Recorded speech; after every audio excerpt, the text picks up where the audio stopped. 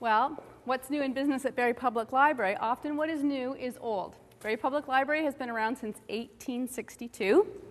And at that time, it was one of the only places that you could get current and relevant information, not as quickly as we get it today. But the library has always been a trusted source of information, a place in the community. It's not just about a space. And did you know that there are more libraries in Canada than there are Tim Hortons?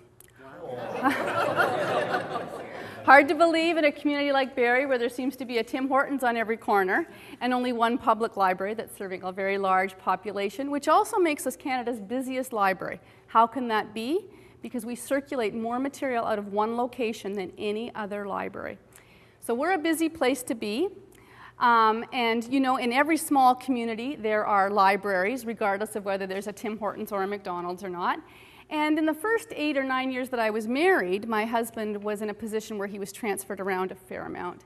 And wherever we went, one of the first things I would try and connect with was the library. It was a sense of, oh, this is so recognizable to me, regardless of exactly what books were on the shelf or who was exactly working behind the counter.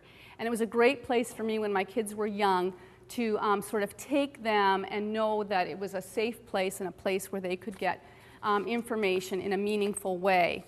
So the library has changed a lot since then, since 1862, and that's a good thing. You know, some people are very resistant to change, and how we get information is so much different today than it was back then. So for decades and decades, we had print materials that were available to us.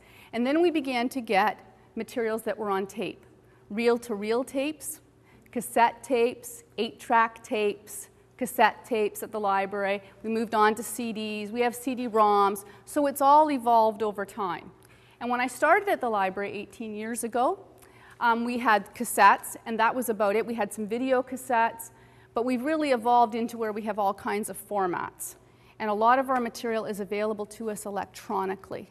And studies have shown that people today are reading more material online than they are in the printed word.